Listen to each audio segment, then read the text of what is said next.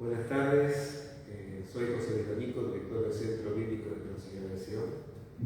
Estamos en la casa de Sion, en la barrio de Sion, y honrados, llenos de alegría de que en esta casa se presente una obra de Ángel Marcini, el obispo de Resistencia, para acompañar con esta obra la lectura de los evangelios, los textos bíblicos del año 2025.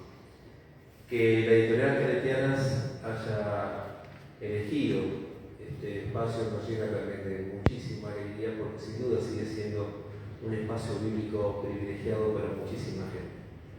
Así que bienvenidos a todos los que están en este momento presentes, bienvenidos a los que están del otro lado a través de las redes sociales, y nos alegramos por este nuevo servicio a la Iglesia de parte del Padre Obispo.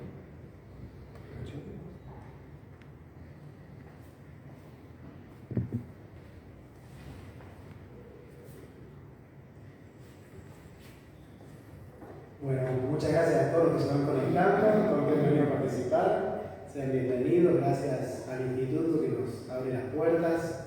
Acá varios exalumnos, así que bueno, un honor estar acá en esta casa. Y bueno, gracias Ángel también por brindar tus dones, tu tiempo, tu inquietud pastoral y tu pasión por la palabra para bueno, acompañar lo que es Evangelio y Vida del año 2025. Saben que Evangelio y Vida es un pequeño libro que desde hace más de 15 años publicamos con la editorial Claretiana, que bueno, quiere poner a disposición de toda la gente el Evangelio de cada día, la riqueza que nos propone la Iglesia en el año litúrgico, para ir haciendo ese camino que nos propone, que es un tesoro que hay que desenterrar, y que bueno, que a lo largo de los años nosotros le vamos pidiendo a diferentes personas, diferentes vocaciones expresadas en el pueblo de Dios, que bueno, que nos ayuden, que nos acompañen a profundizar la palabra. Sabemos que el encuentro con la palabra es una tarea personal que cada uno tiene que hacer en su día a día, que nadie puede hacer por nosotros, que nadie puede masticar el Evangelio y entregarnos porque no sería algo rico para comer, pero que sí necesitamos compañeros de camino que nos ayuden desde su experiencia de vida, desde sus estudios, a reconocer el tesoro que significa la palabra. Y a partir de ahí es que cada año vamos proponiéndole a veces obispos, a veces religiosos, sacerdotes del clero, a veces a laicos, que nos acompañen a su modo, con sus inquietudes, con sus transformaciones y sus conversiones, que nos acompañen en caminar del año litúrgico con las reflexiones de la palabra para cada día. Cuando le pedimos a Ángel, bueno, con mucha disposición aceptó y en lo que fuimos trabajando a lo largo del año, en los comentarios que nos iba pasando, la verdad que estamos muy contentos de esta obra que estamos presentando y que va a estar a disposición de todos en nuestro centro de servicio, en las librerías, en la tienda virtual. En los textos se refleja sobre todo el corazón de un pastor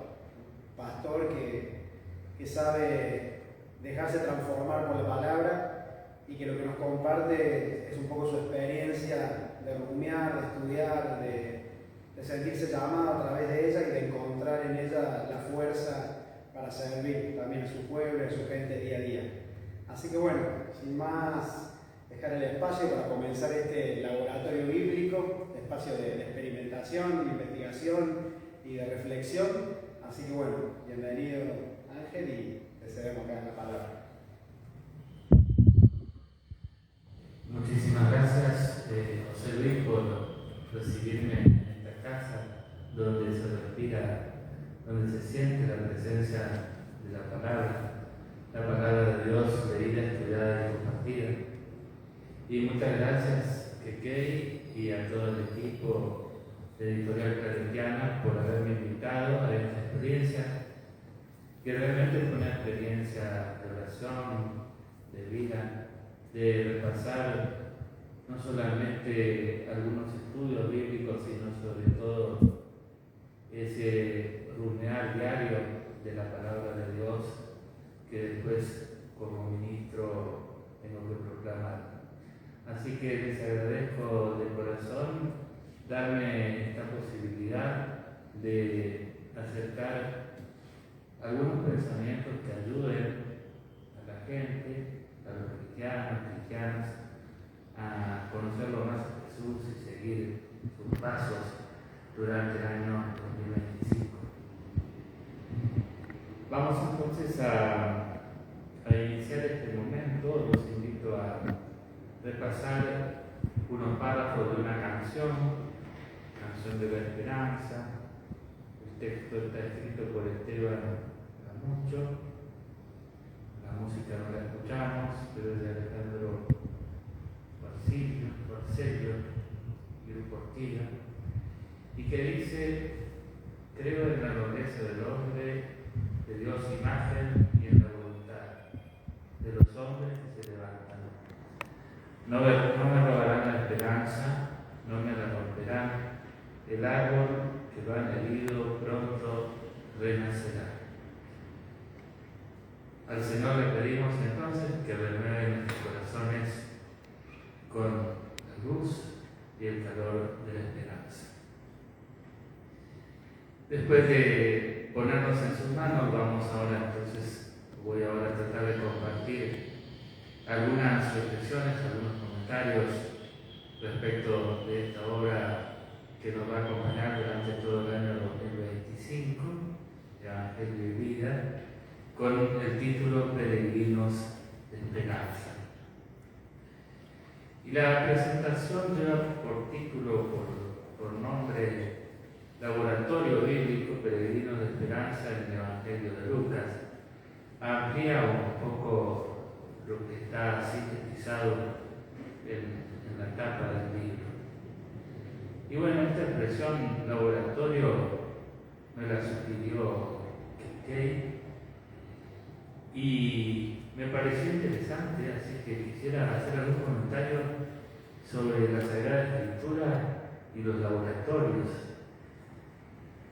En primer lugar, se acerca un año nuevo con el comienzo del Adviento y después el año nuevo civil.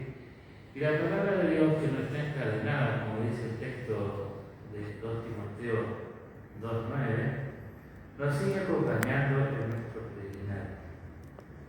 El próximo año, jubileo de la redención, lo trataremos de recorrer bajo la consigna Peregrinos de la Esperanza, inspirados en el ciclo litúrgico que propone la lectura del Evangelio de Lucas como base para nuestra vida litúrgica y pastoral.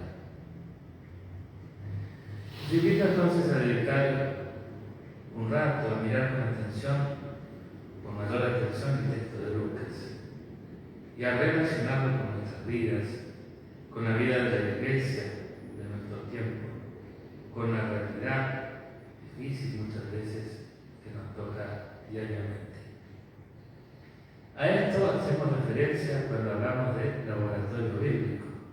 No es que traemos sustancias especiales para hacer alquimia. En broma me decía José Luis: ¿dónde trajiste los frascos para el laboratorio? ¿No? Pero la imagen realmente, hermenéuticamente, es muy potente.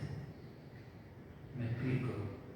Se trata de una expresión de carácter, como les decía, hermenéutico, que nos sugiere primero conocer la composición de la propuesta de Lucas, algunos de sus elementos específicos, y luego ensayar contactos que aparecen en la realidad de nuestro tiempo, probar sus correlaciones y sus efectos para que produzcan un efecto, una transformación significativa de la realidad.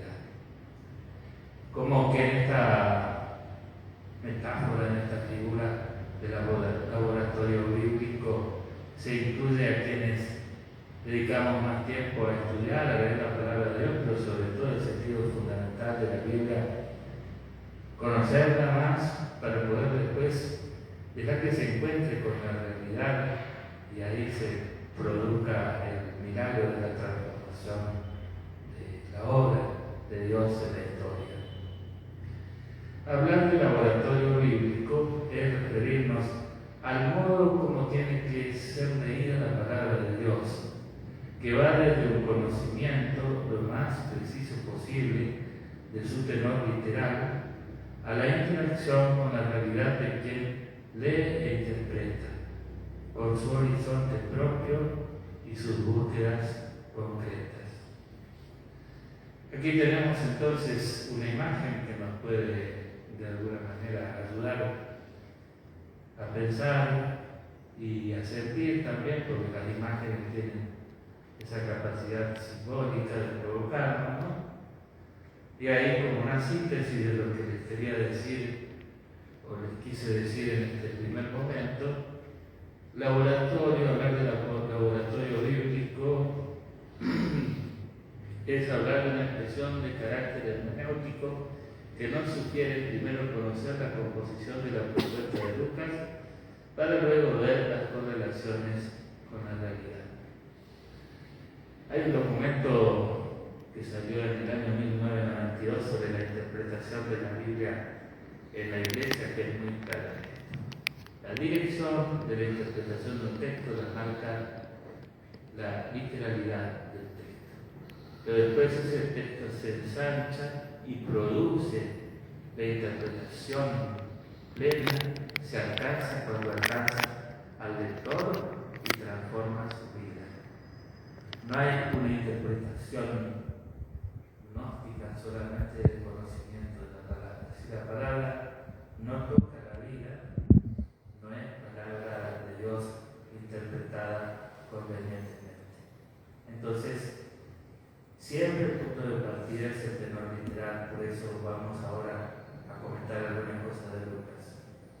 Pero el punto de arribo es la vida y el corazón de ustedes que a lo largo del año van a ir tomando estas dosis de la palabra de Dios que la liturgia nos ofrece.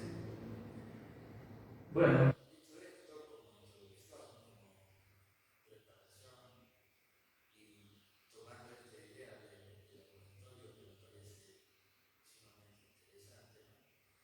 ahora voy a proceder en 3 pasos muy simples. Primero voy a comentar algo del Evangelio de Lucas, luego voy a tratar de señalar algunos aspectos del Evangelio de Lucas que se relacionan con el año 2025 y el jubileo que estamos llamados a vivir, para cerrar después con un comentario muy breve sobre el texto que va a estar en sus manos, ¿no?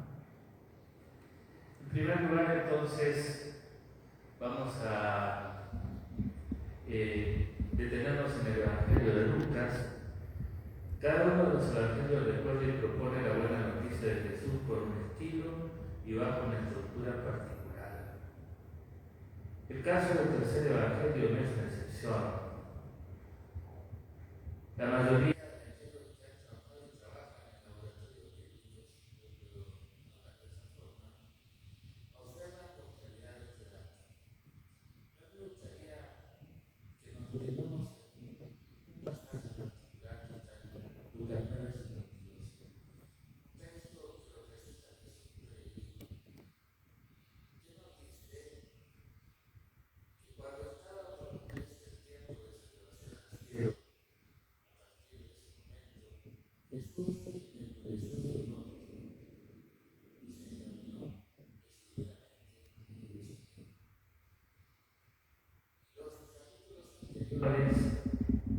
son como una introducción a este viaje que comienza el 9:52 hacia Jerusalén. Y es interesante observar que Jesús, mientras camina, evangeliza. En el Evangelio de Lucas no aparece la palabra el sustantivo evangelio, pero sí aparece el verbo evangelizar. Entonces todo es movimiento en Lucas, el camino, y mientras va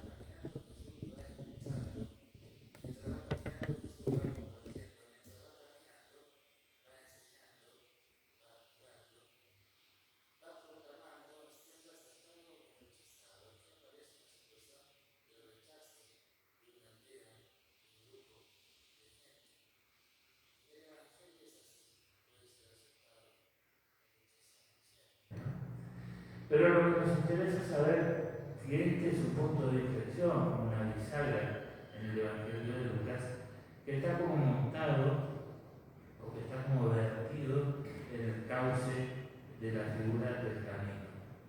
Jesús es un caminante por excelencia, pero aquí el narrador marca una decisión y una posición de Jesús especial que se irá confirmando en los capítulos siguientes.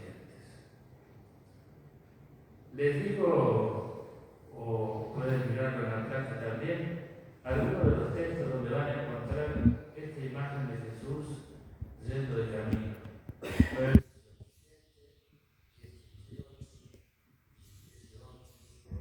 18, 34, 19, 29, sin ser objetos de esta enumeración, solamente para señalar algunos textos indicativos. En algunos casos se habla en singular, Jesús camina, otras veces se utiliza el plural, Jesús va caminando con sus discípulos. Incluso otro rasgo muy interesante del Evangelio de Lucas, se dice que hay un grupo de mujeres discípulas que siguen a Jesús en este camino hacia Jerusalén, ¿no? La imagen del camino posee un sentido antropológico y teológico muy intenso, en efecto. El camino indica movimiento, despojo, apertura a lo nuevo, disponibilidad a dejarse sorprender. Es siempre estar dejando algo para poder encontrarse con algo diferente. Nos desafía. También incluye una mirada positiva, optimista del futuro, del horizonte, del porvenir, porque uno no camina porque sí, sino porque espera, y aquí ya vamos como anticipando algo de la esperanza, porque espera algo mejor. La imagen del camino es una imagen muy, entonces, como les decía, querida, muy apreciada y muy usada por Lucas, que describe la caminata de Jesús a Jerusalén acompañado de otros. Es, podríamos decir, al pasar un camino sinodal, ¿sí? O dos, que quiere decir camino o dos y sí juntos, caminar juntos. La experiencia sinodal que estamos viviendo no es un invento reciente, es ya parte del corazón mismo de los evangelios, ¿no? Sobre todo del Evangelio de Lucas. Porque preferentemente no se camina o no se peregrina solo, porque en el camino se intercambian experiencias. Hay momentos de silencio del peregrino. Eso es todo lo que hicimos peregrinaciones. Los fines de semana tenemos ahora la peregrinación a Itatí, y los tiempos de silencio son hermosos y terribles al mismo tiempo, ¿no? Pero también en la peregrinación hay diálogo y conversación con quienes se comparte el camino o con quienes se cruzan en el mismo. Como les decía, Jesús caminando evangeliza, ya sea enseñando o realizando algún gesto extraordinario. En definitiva, Lucas tiene que ser comprendido en su conjunto como una larga peregrinación de Jesús desde Nazaret a Jerusalén, luego de realizar los acontecimientos principales de la salvación. Para eso les recomiendo repasar el texto de Lucas 18, 30, 34, donde se nos dice que Jesús les habla de su muerte y su resurrección a los discípulos, pero ellos no entienden esto hasta que suceden los acontecimientos con la plenitud de la Pascua que es Pentecostés, ¿no? Incorporamos un elemento más a este laboratorio, a esta reflexión, a esta búsqueda, con el título La esperanza como motivo de la peregrinación.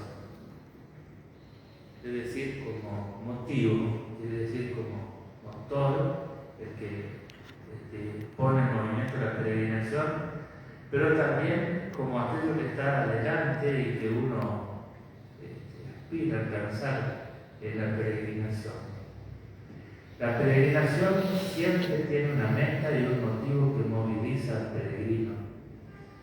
En Lucas es Jerusalén, lugar de encuentro con Dios. En ella se dan los acontecimientos principales de la obra de Dios, esto es, la muerte y resurrección de Jesús y la infusión del Espíritu Santo.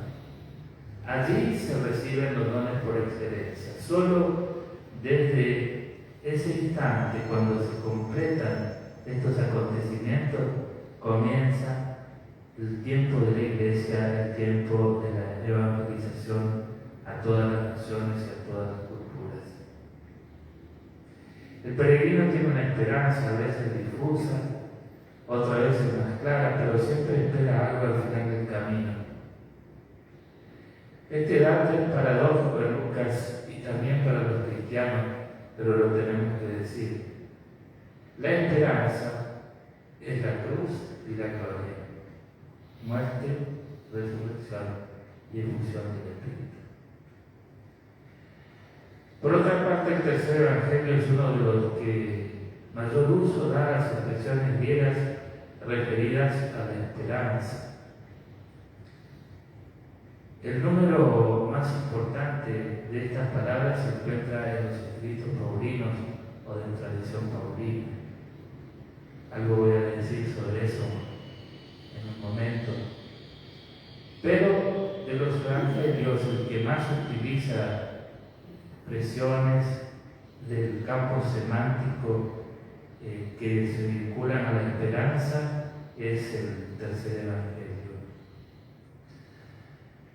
En el evangelio conocido como Evangelio de la Infancia, capítulos 1 y 2, cuando presenta a los personajes que se vinculan o no vinculan al Antiguo Testamento, los caracteriza con la nota de la esperanza.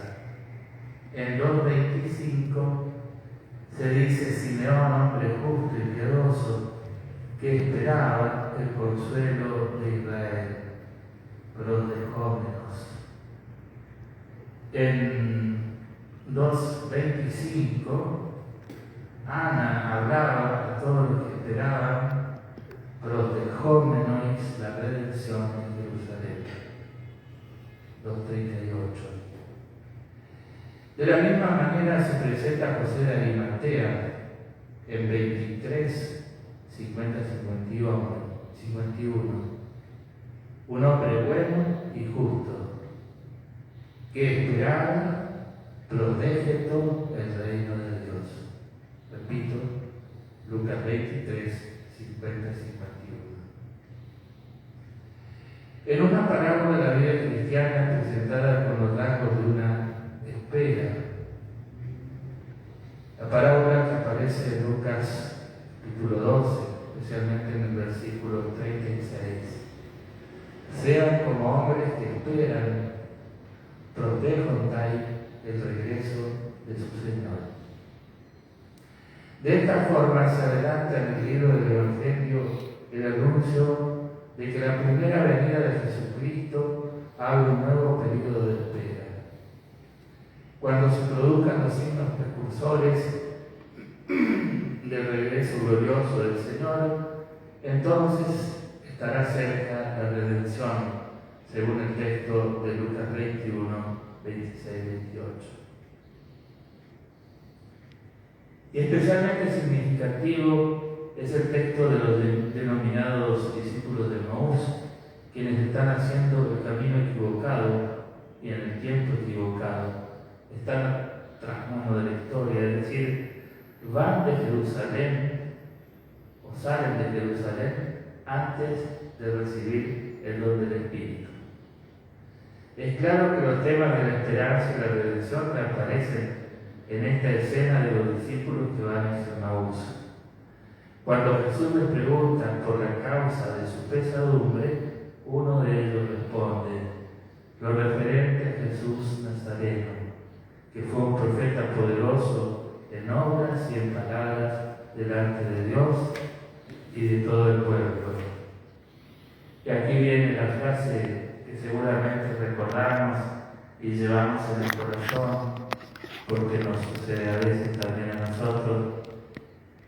Nosotros esperábamos el príncipe que fuera Él quien redimiera a Israel. Lucas 24, 19 y 21. Aprovecho para decirles que los dos verbos más usados por Lucas en este breve recorrido que fui haciendo son el piso, que es el verbo por excelencia para hablar de esperanza, una esperanza teologal, y prosloqueo, que es un verbo interesante porque quiere decir como pros nos remite al futuro, ¿no? Y doqueo es conocimiento, pero conocimiento integral, diríamos hoy nosotros, un conocimiento profundo. Entonces, ese verbo muy utilizado por Lucas nos invita a mirar con optimismo el futuro. Y en eso se apoya la afirmación de la fe cristiana, que nuestra mirada, aún en medio de las dificultades más grandes, tiene que ser de un optimismo antropológico y cosmológico, porque la obra creada por Dios no fue destruida, se conserva la imagen de Dios, aunque borrosa, en nosotros, y además la restauración de esa imagen ha sido realizada en Cristo. El optimismo, entonces, antropológico es fruto de esta experiencia y de esta descripción que nos hace el Evangelio de Lucas. El caminante desconocido de Maús lo reorienta.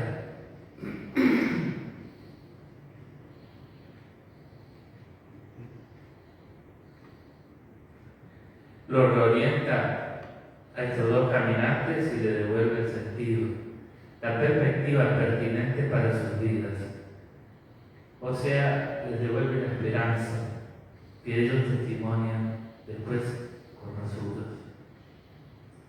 Señala una autora americana, biblista ella. Aquí en la placa tenemos esta expresión que decíamos tan fuerte de Maús.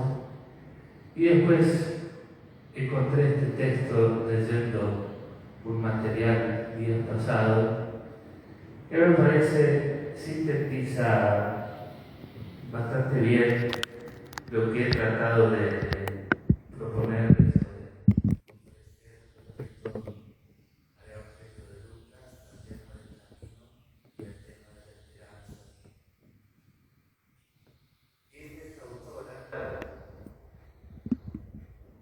En un libro que se llama Lucas comienza y termina con esperanza. El Evangelio de Lucas comenzó con un mensaje de esperanza para quienes estaban entre los más pequeños del mundo, las estériles, los pobres y marginados, los que hambrientos o enfermos. Recuerden el cántico de María en 1:46-55 y el comienzo del ministerio público de Jesús en 4:16-21.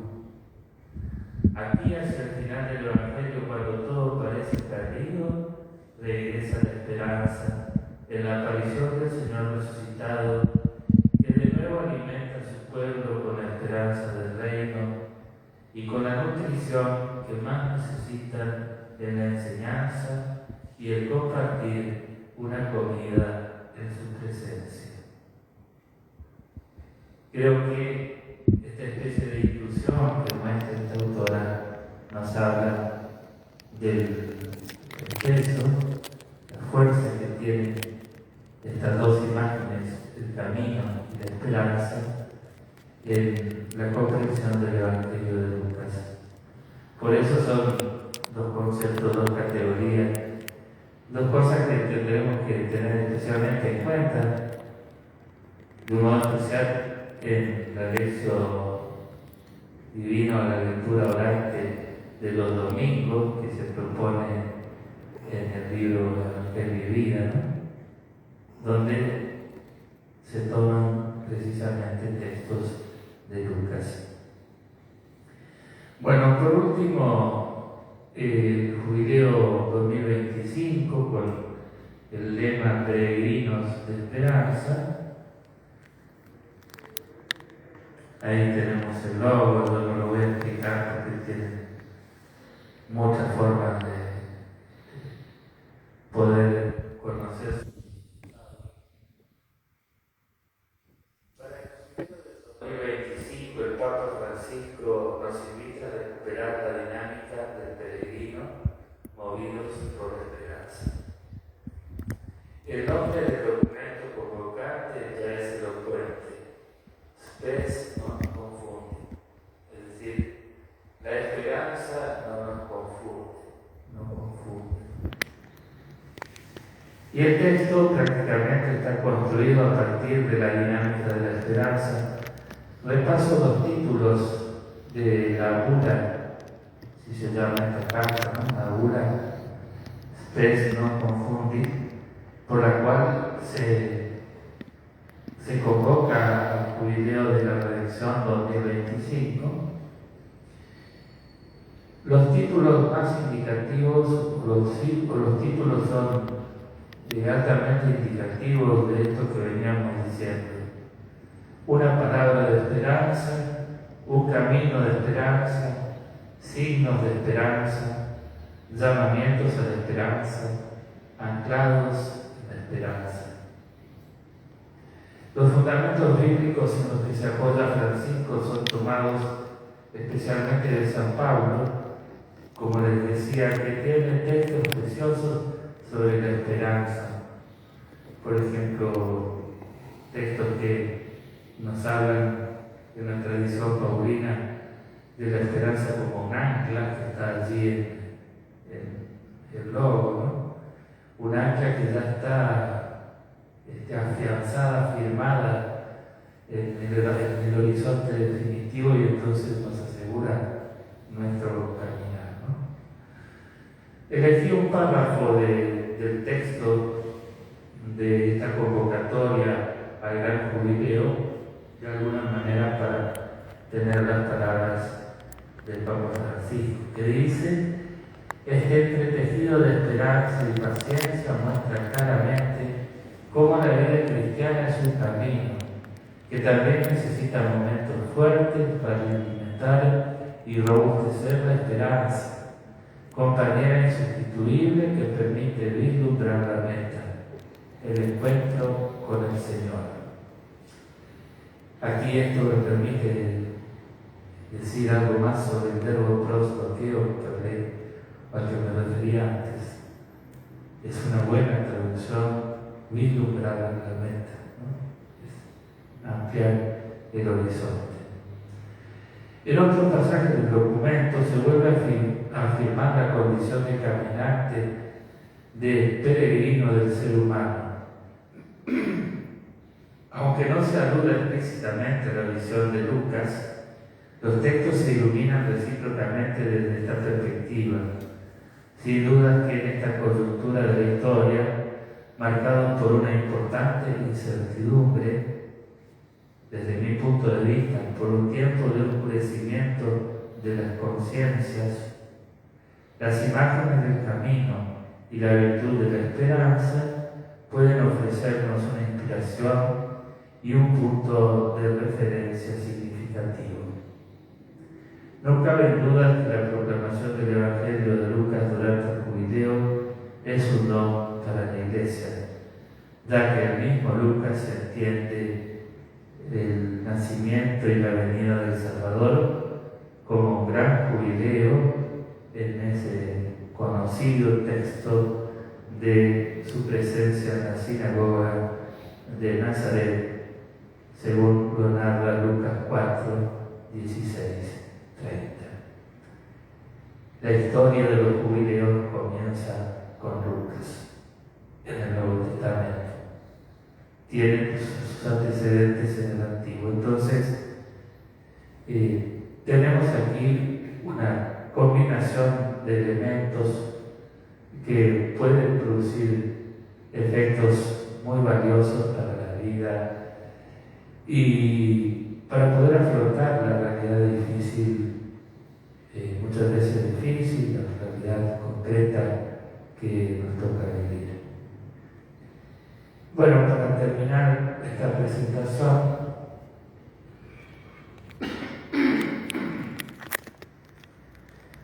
quisiera referirme muy brevemente al material que estamos presentando, que, como les decía al principio, a mí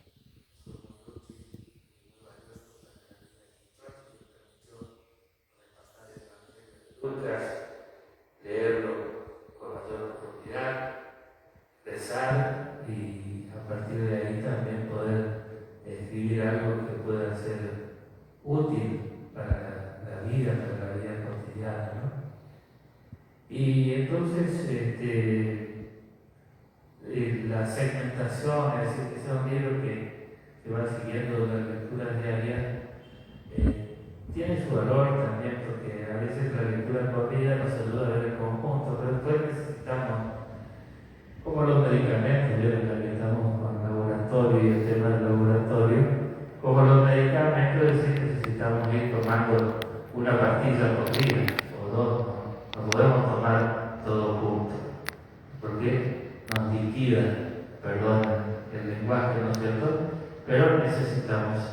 Y la idea de esta propuesta de editorial cristiana es esa, es decir, dándonos pequeñas dosis de la palabra de Dios diariamente para que eso nos vaya sanando y nos vaya planificando, es decir, dando una vida en plenitud. Por eso, llegando al final de esta experiencia sui generis del laboratorio bíblico, cabe una acotación acerca de las reflexiones que vamos a ir encontrando en el día a día en el material que hoy presentamos. Peregrinos de Esperanza, de la colección Evangelio y Vida, de Editorial Claretiana. Las mismas te vienen en pan para el camino. Palabras de consuelo y esperanza.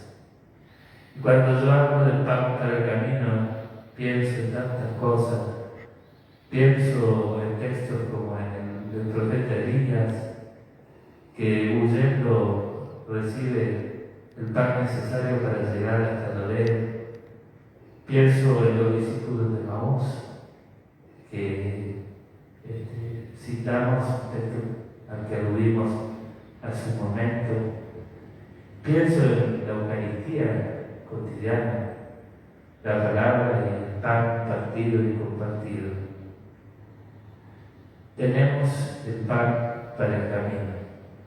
También lo tenemos aquí, en este material que presentamos.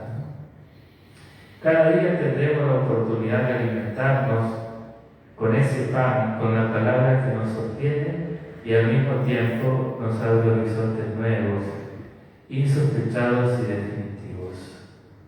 Como señala Charles Peguy en su reconocida poesía, El misterio de los inocentes, se llama un libro que contiene una serie de poesías muy especiales de este filósofo y teólogo francés. Simplemente me pareció como síntesis compartir con ustedes este párrafo o este verso. Pero mi pequeña esperanza es la que todas las mañanas nos da los buenos días. Bueno, Evangelio y Vida se inscribe en esa corriente. Le quiere dar los buenos días desde la esperanza con la palabra de Dios que sale a su encuentro. Por eso, mi modesta invitación es que no dejemos pasar, que no dejemos de valorar o de aprovechar este don del Espíritu. Gracias y y nos seguimos encontrando en el texto, en la palabra de Dios cotidiana.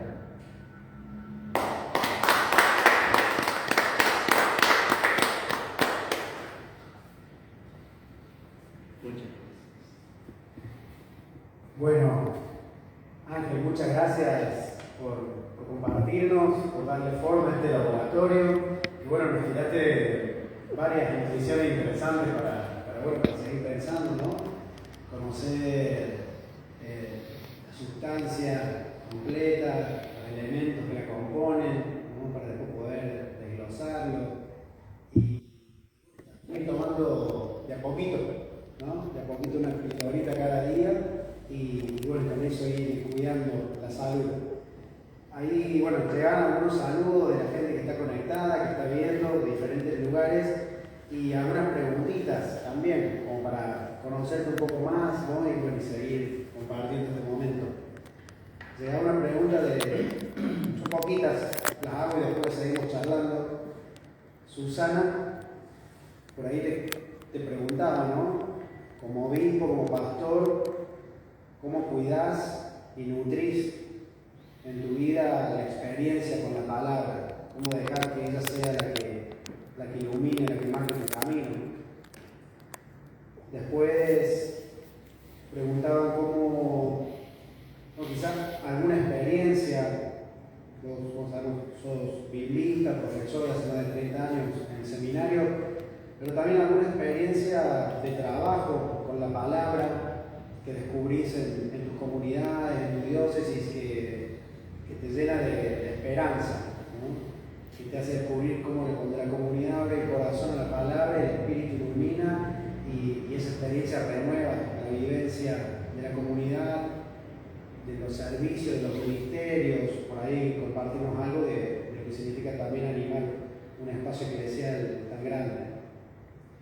Y después también, Lucas, una pregunta. Por ahí sí, compartirnos dentro de tu ser discípulo de Jesús, ¿quién te transmitió la pasión por la palabra? ¿O cómo se fue gestando? ¿O quién te ayudó a tenerla como ancla, como eje en momentos difíciles? Y eso, bueno, después desencadenó en los estudios. Así que bueno, yo te encuentro si hay alguna otra preguntita, cualquier cosa me pasan.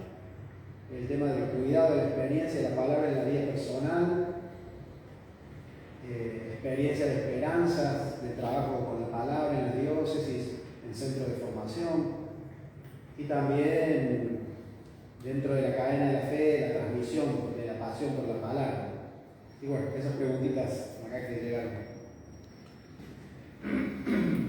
Bueno, gracias a quienes están siguiendo esta presentación, bueno, por estar sobre todo, ¿no? Y después por las preguntas también. Empiezo por la última. ¿Cómo se fue despertando esta pasión por la palabra de Dios? Bueno, yo soy de un pueblo, ciudad ahora, del norte de Santa Fe, que se llama Malabrigo. Ahí nació también personajes más conocidos que yo, que es Manuel Fernández, muy querido por todos, creo, y con una capacidad enorme de interpretación cultural de la palabra de Dios. Y bueno, en esa experiencia de la infancia,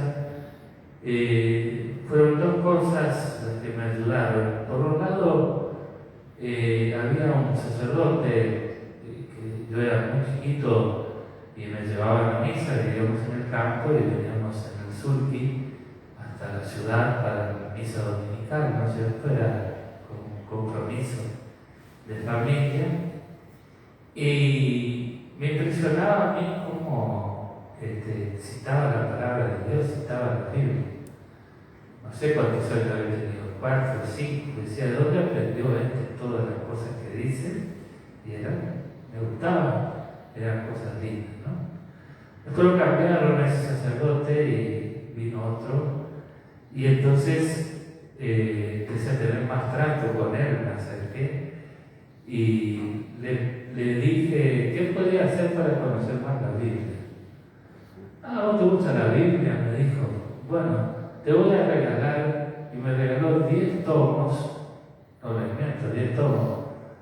Eran otros tiempos, no sé si hoy podemos hacerlo, ¿no es cierto? Pero 10 tomos de una Biblia ilustrada, así de grande más o menos. Bueno, estamos por vía digital, tamaño de 20 por 30 más o menos. Toda la Biblia, resumida, digamos, por ejemplo, las crónicas fusionadas con los libros históricos, qué sé yo. Pero un poco toda la Biblia con dibujos. Y bueno, yo, no sé, había tenido 6, 7 años, y eso me encendió un interés especial por la escritura, ¿no? Que fue creciendo con el paso del tiempo. Y después, cuando entré al seminario, empecé mis estudios, tuve la enorme gracia, como creo que tantos de aquí en Argentina, de ser formado y de recibir clases de Sagrada Escritura de las 3 materias principales del Nuevo Testamento, que son San Juan, Evangelio Sinóptico, San Juan y San Pablo, del Rabí, conocemos nosotros, Padre Luis Rivas, de feliz memoria, que lo quiero recordar y agradecer, ¿no? Bueno, él es como que hizo crecer esa llama, y cuando el obispo, los formadores le recomendaron al obispo que yo me fuera a estudiar, ya fui, o vine aquí a Buenos Aires para comenzar los estudios bíblicos como diácono, le pregunté, ¿será que me va a dar el cuero para estudiar Biblia, Luis? Por supuesto, me dijo, yo ya te inscribí, ya había hecho esa gestión en la universidad, porque no tenía dudas que yo tenía que estudiar Biblia, ¿no es cierto? Y bueno, podría contarles varias cosas más, digamos, pero así fue para esta persona que hizo la pregunta, ¿no? Así fue un poco el inicio. Yo no sé, me gustaría decir a lo mejor que tendríamos que encontrar modos para que los chicos se encuentren con la palabra, porque la palabra tiene una fuerza especial, pero buscar modos pedagógicos tiene una fuerza especial que atrapa, y una vez que te atrapa no te suelta más, ¿no? Bueno, eso como primer respuesta, ¿no? Incompleta, por supuesto. Después voy a la primera, que cómo hago para nutrir la manera fundamental que tengo yo para nutrirme de la palabra de Dios, es la oración cotidiana, de los salmos, de la palabra de Dios. Después estudio, a mí me gusta estudiar y me gusta escribir sobre Biblia, ¿no? Y esto es una exigencia. Estudiar Biblia tiene su sacrificio, porque hay que seguir varios textos. Tenés que seguir el texto español, tenés que seguir el texto griego, en el caso del Nuevo Testamento, el griego. Entonces tenés que manejar a veces otra lengua para poder leer un artículo sobre eso.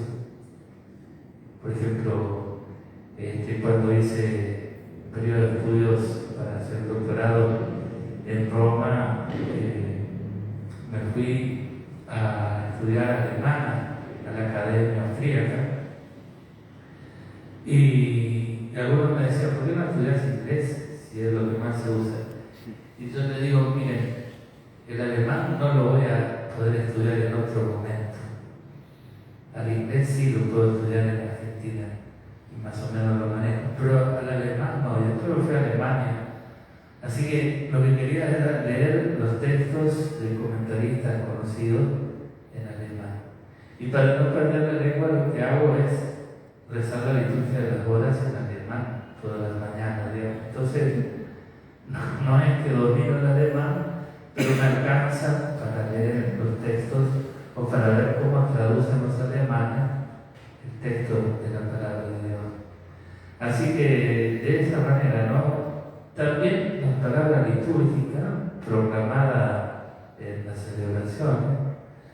Pero sobre todo, vuelvo a lo que dije al principio, es la lectura orante, la lectura rezada de la palabra todas las mañanas, o el estudio.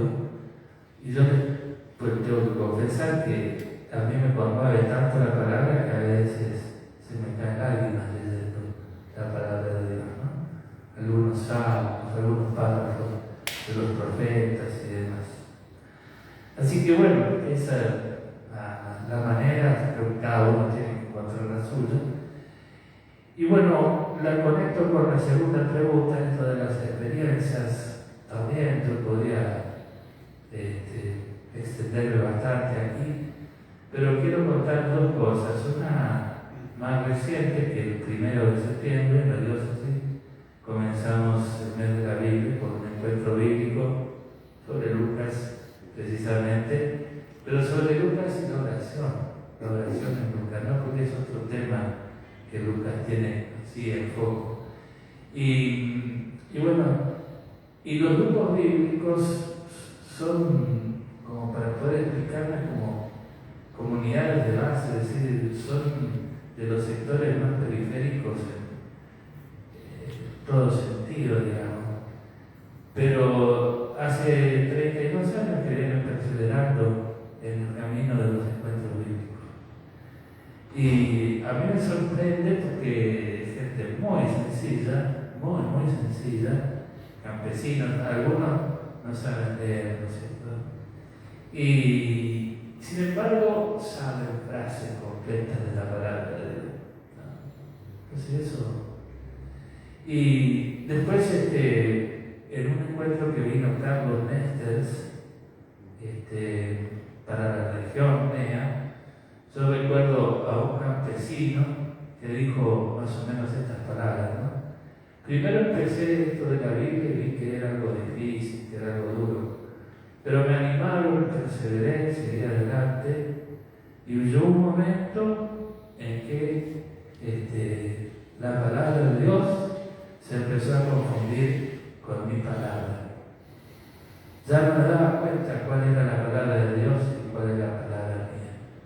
Entonces, dice este campesino, y lo escribe Mester después en uno de sus libros, ya no pude dejar más el grupo bíblico.